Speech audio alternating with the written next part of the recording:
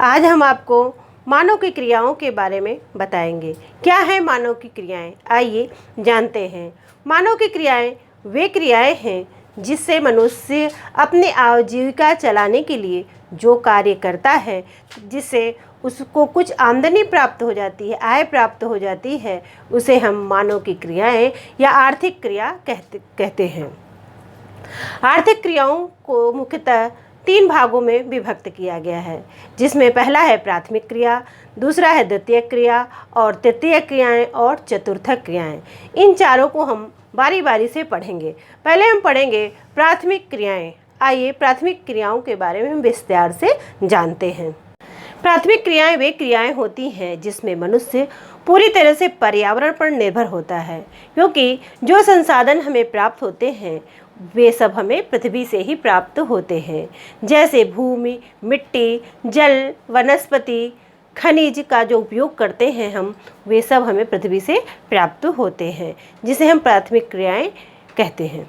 इस प्रकार प्राथमिक क्रियाओं के अंतर्गत आखेट व भोजन संग्रहण, पशुचारण, मछली पकड़ना, वनों से लकड़ी काटना, कृषि, खनन कार्य प्रमुख रूप से आते हैं। प्राथमिक क्रियाओं के अंतर्गत आखेट एवं भोजन संग्रह। आखेट एवं भोजन संग्रह मानव द्वारा की जाने वाली प्राचीनतम आर्थिक क्रियाएं हैं।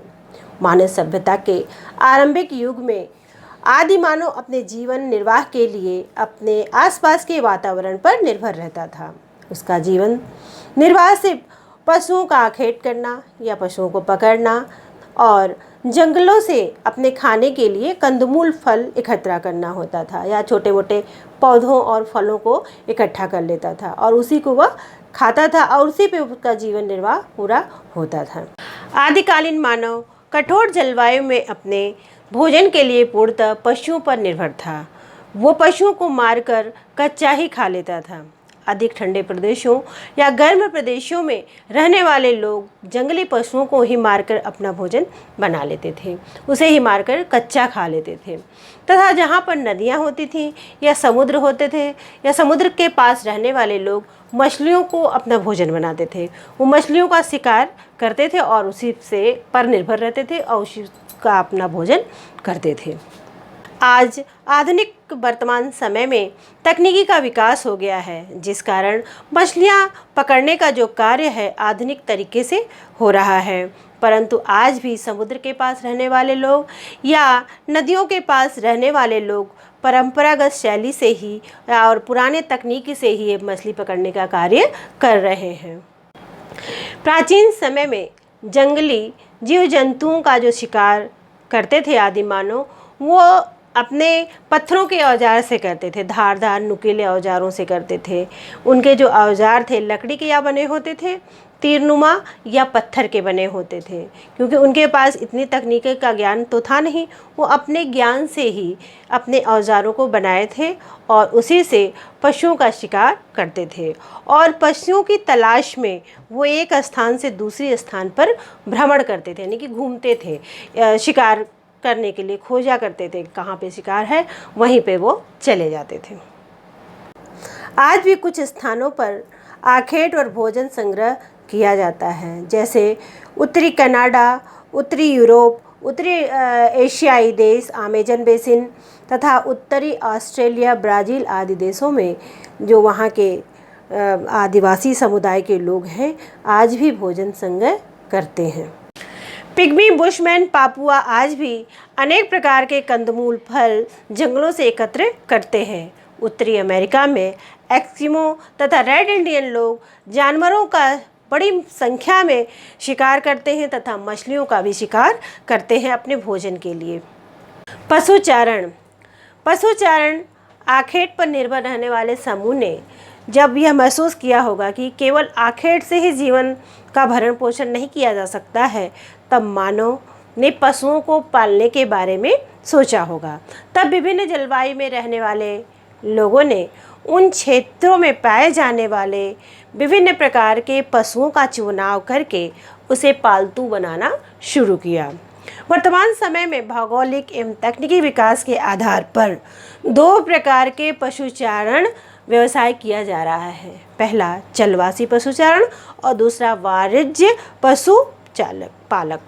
पहला है चलवासी पशुचारण। जैसा कि नाम से ये स्पष्ट हो रहा है कि चलवासी यानी कि चलने वाले, एक स्थान पर ठहरने वाले नहीं, बल्कि एक स्थान से दूसरे स्थान पर स्थानांतरित होने वाले चलवासी पशुचारण कहलाते हैं।